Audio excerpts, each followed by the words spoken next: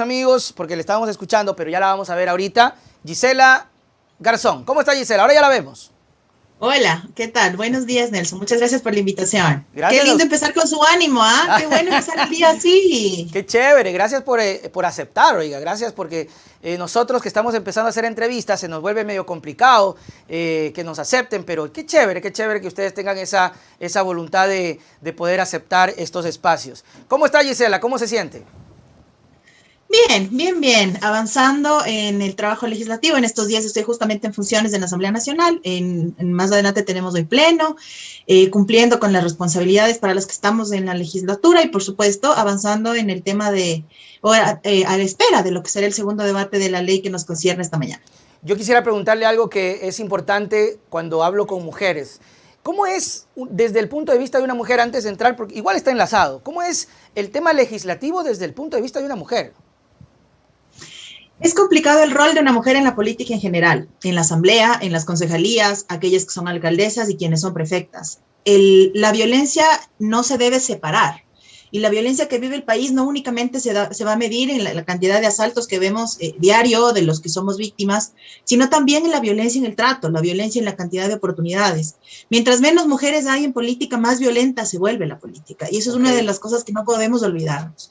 Hacer política en general es complicado en países donde el rol se pretende únicamente por un tema de equidad. Es decir, en muchos de los espacios políticos al día de hoy únicamente se plantea la presencia de cuadros femeninos por el tema de la equidad. Sin embargo, mi bancada, mi proyecto político, a diferencia de otros que también han sido gobierno, tuvo, por ejemplo, la primera asamblea con 3 mujeres a la cabeza. Claro. Una de ellas, la más joven de la historia. Por lo tanto, va marcando ciertas diferencias. Fue mi gobierno el que planteó, por ejemplo, el tema de la afiliación voluntaria de amas de casa en el tema de la seguridad social, e ir reconociendo estas falencias que, por supuesto, se aterrizan en el ejercicio político, pero que son cotidianas en el día a día de las mujeres. Hacer política desde la visión de mujer es muy complicado, pero aquí estamos. Estamos abriendo un camino, y se valora mucho, Gisela, ¿no? Se valora mucho y se felicita esa entereza, porque realmente no es fácil, y es un ejemplo, sinceramente, para las mujeres que nos están viendo, que sepan que se puede, que hay que tener una valentía un poco más elevada, ¿no? Porque se enfrentan a situaciones hasta de ningunearlas o de hacerlas un poquito de menos, pero ahí es donde tienen que ponerse. Yo siempre he dicho que la mujer, a criterio muy personal, tiene mucho más coraje que el hombre. A uno le pega una gripe y ya se está muriendo. La mujer está cocinando, está haciendo de todo. Gisela, hablemos sobre lo que hoy nos trae a este conversatorio. El tema de la interrupción del embarazo. La Corte Constitucional dio su dictamen. Hoy la Asamblea tiene que trazar un camino y en este aspecto le pregunto a usted, ¿es necesaria la temporalidad? A ver, regresémonos en contexto primero. El informe para primer debate no contuvo temporalidad, no contempló temporalidad de ningún tipo, porque de acuerdo a los criterios de quienes comparecieron hasta ese momento en la comisión, la causal violación, que es una de las cosas que no nos podemos olvidar, ya en por sí implica una restricción. No estamos hablando de aborto libre o de interrupción del embarazo libre, y eso hay que dejarlo muy claro. Estamos hablando de causal violación. Y la causal violación a nivel de legislaturas cercanas, Argentina, México, etcétera, no tienen temporalidad. En Argentina hay una temporalidad de 14 semanas en el caso de quienes deciden interrumpir el embarazo sin ni siquiera explicar por qué. Es decir, el acceso libre a esta posibilidad de decidir. Primera diferenciación, no es derecho al aborto, es derecho a decidir. Quienes deseen continuar con su embarazo y quienes no. Y en el caso de violación, incluso en el caso de violación, quienes deseen continuar con su embarazo están en libertad de hacerlo y quienes no, ya no deberán ser penalizadas según sentencia de la Corte. Primero. Segundo,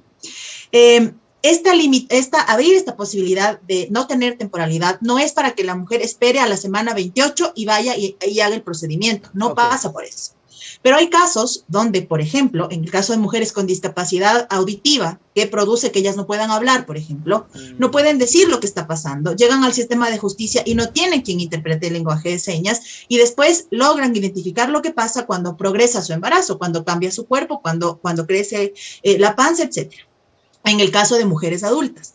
Vámonos al caso de niñas. Una niña de 11 años violentada, que a los 11 años ya tuvo su primera menstruación, por ejemplo, eso no la hace menos niña.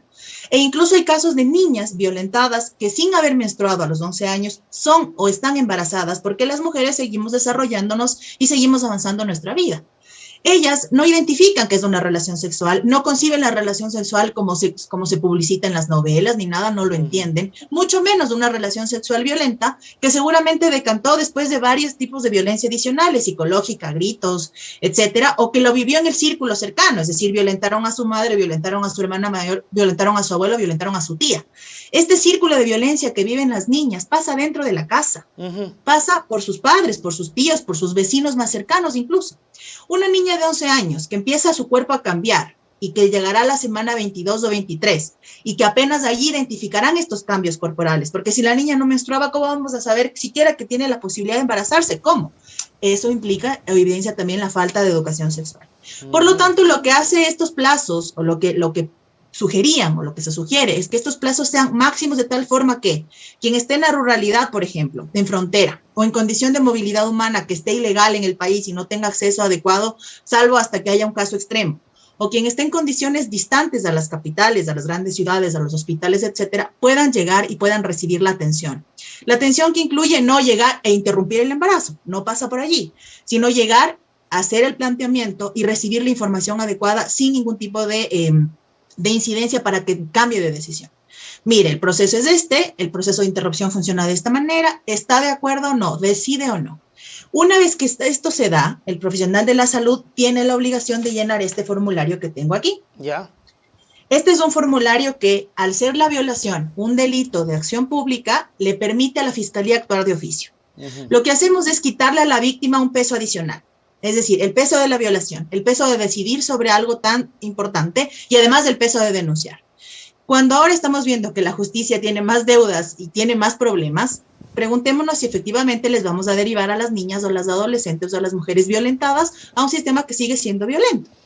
Y luego de eso sigue el procedimiento. Por lo tanto, la temporalidad lo que implica únicamente al tiempo actual es una posición política. Si seguimos las recomendaciones y las sugerencias de legislaciones cercanas, no debería haber temporalidad porque hay una sola causal que es causal violación. Argentina tiene el aborto libre, da una temporalidad porque el aborto es libre, pero en causal violación no pone tiempos. Eso es lo Esa es la diferencia. Perdón, Gisela, eso es más o menos...